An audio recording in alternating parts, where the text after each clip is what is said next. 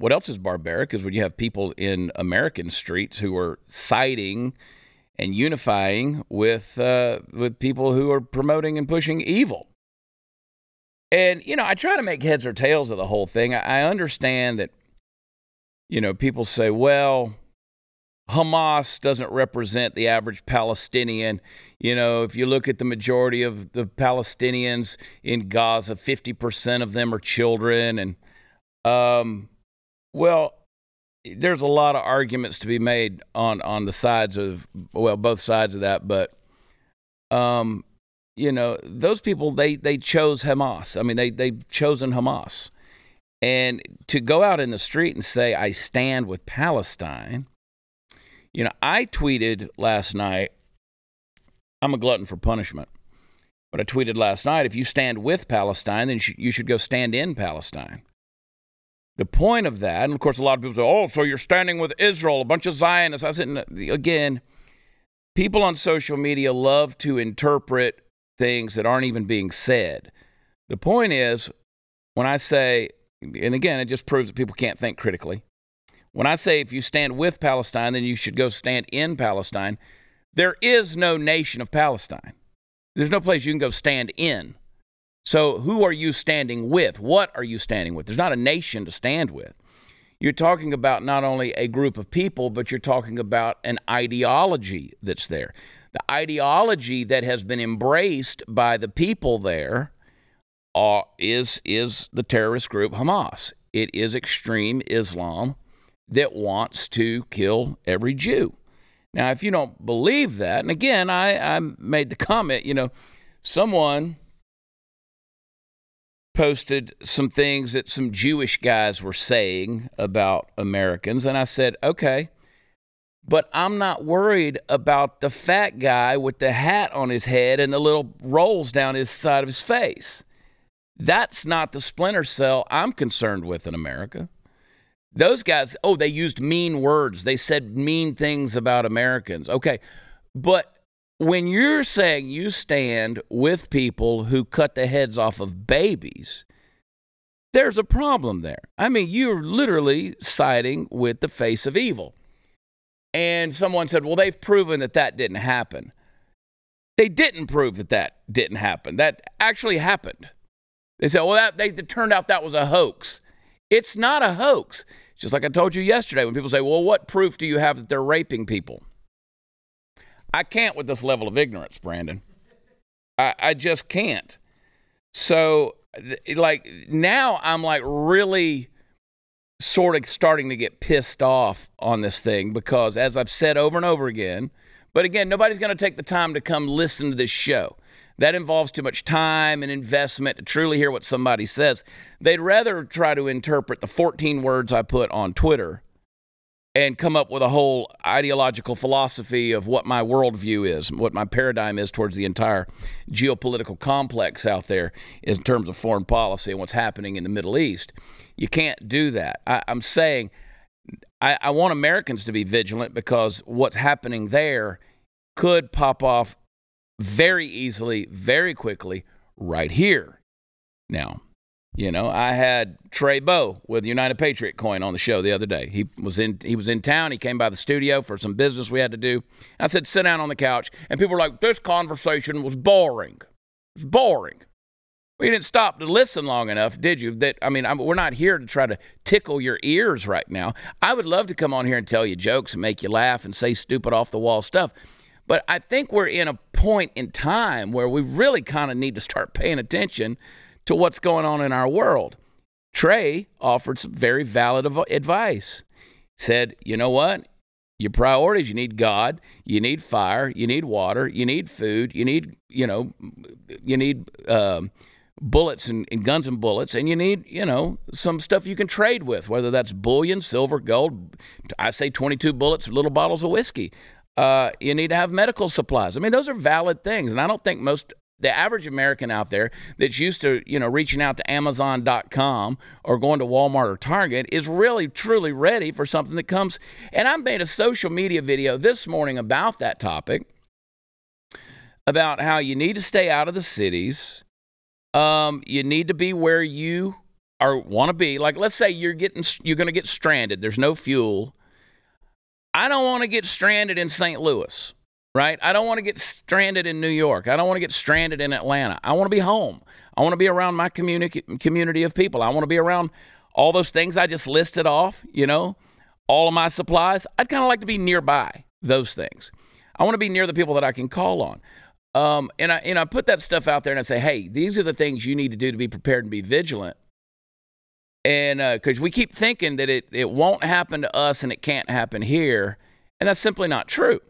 So people comment back and they say, oh, STFU, which is, shut the F up. I'd love to shut the F up, but I'm not, I feel kind of a responsibility with a platform that I've got to at least issue some things. Because, hey, guess what? World War III, maybe it doesn't happen. Maybe some purple hair biological male that now identifies as a female will say, we need peace in the Middle East. And the leaders of Hamas and Benjamin Netanyahu will come together and embrace one another in a brotherly hug. But I don't think that's going to happen, right? These people are out for blood, and they're not going to have a two-state system that's going to, solve all the problems. They're not. No, they're after annihilation, and they will stop short of nothing but to have that annihilation happen. Now, maybe those won't happen. Maybe we'll have peace in the Middle East. Maybe we'll go back to everybody getting along. Maybe Russia will fold up their guns and head back to Moscow, and maybe China will forget its ambitions for Taiwan. Maybe Iran will quit with this whole research stuff they're doing for nuclear fission and hopefully having a bomb. And we haven't heard anything from Kim Jong-un, have we? We haven't heard anything from little Chubby. Yeah, no, he's kind of gotten lost in the mix. Now, the Wi-Fi may be off in North Korea. He might not know anything's going on. Well, I think he's the only one in North Korea who has Wi-Fi. I think that's probably true. Most of the other people don't even have, food. Yeah, they don't. It's bad. So maybe everybody will just fold it all up and we'll all have peace. Well, you still kind of want to be prepared because the wintertime's coming. What if an ice storm hits and you know what? The ERCOT grid in Texas, power grid goes down again and you need those supplies. So I'm telling you, it's okay every now and then for us to use our platform to tell you to be prepared. I'll just tell you though, the Border Patrol, U.S. Border Patrol, has seen literally thousands upon thousands of what they call special interest aliens. Now, these aren't, Area 51 or the little green guys from the UFOs, the little crusty guys that the Mexican government uncovered. We're talking about people that are illegally in the country. They've been apprehended by Border Patrol agents in the U.S. since 2021. And here's the thing. This has been confirmed by numerous individuals from the Border Patrol. And between October 2021 and October 2023, border agents reportedly engaged with 6,386 individuals from Afghanistan. Now, that in and of itself should concern you. How did 6,386 people get from Afghanistan to the southern border of the United States? How? Why? Now, we had a troop withdrawal, and that was a whole debacle, and I can understand why people wanted to get away from Afghanistan. But there were 3,153 from Egypt, 659 from Iran. What? From Iran? Almost 700 people from Iran?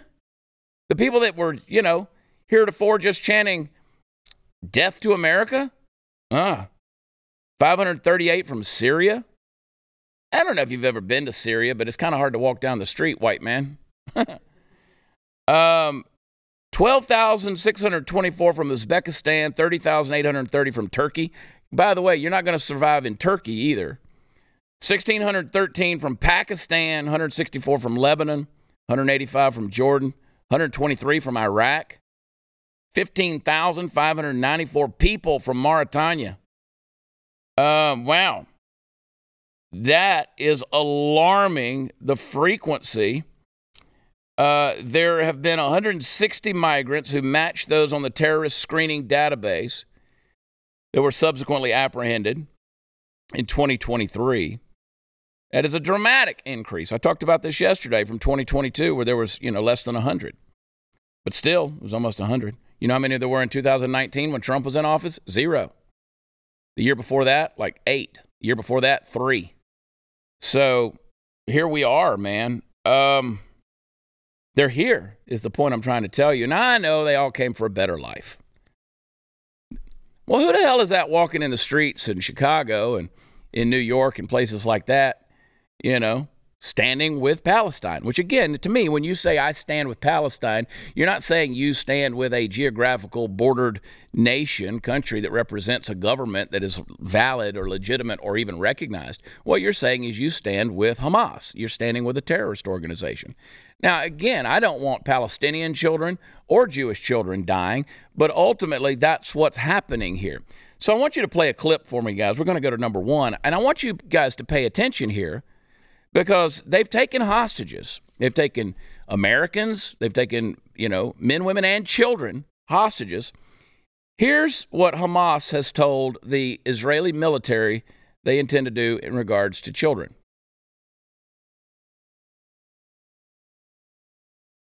This is an interrogation. يتوسخ معهم ايش يعني؟ شو معناته يتوسخوا؟ احكي بديش احكي يعني انا احكي البنات يعني مزبوط شو بدهم يسووا؟ يوسخوا فيهم يعني ينيلوهم كلمة الوسخ هذيك. وليش اخذوا الاولاد الصغار الاطفال؟ عشان يسخموهم. All right. وليش اخذوا الاولاد الصغار الاطفال؟ عشان يسخموهم. Why take the kids and the babies? That's what he asked them. Says we rape them.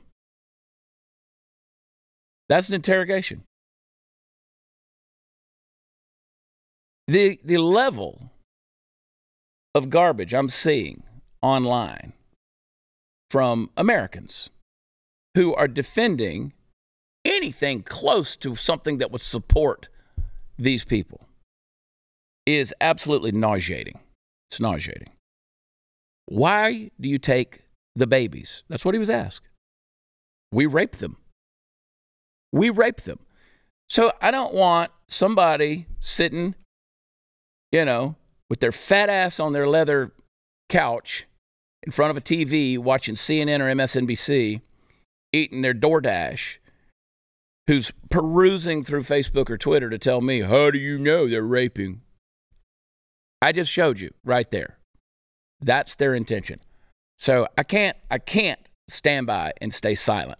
I want you to be prepared. I do. But I'm going to tell you, I'm going to continue to speak out and say that Israel has the right to defend itself, to seek vengeance, to protect itself. And now we see that Hezbollah this is now a two-front war for Israel.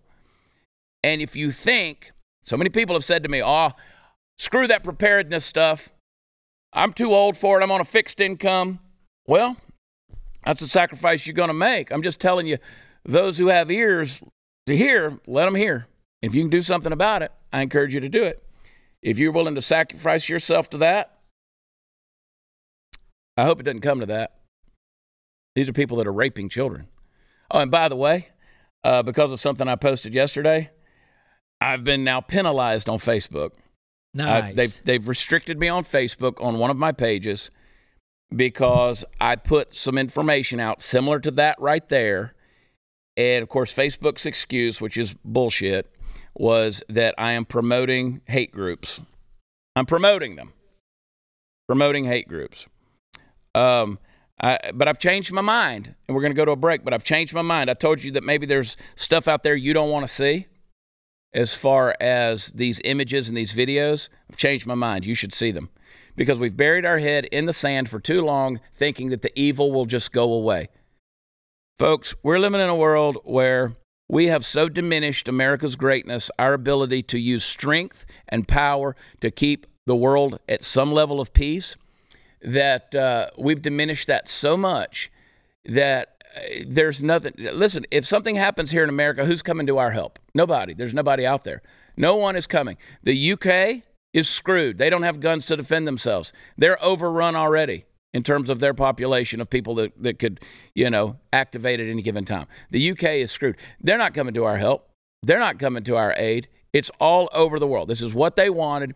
This is why, you know why the 50%?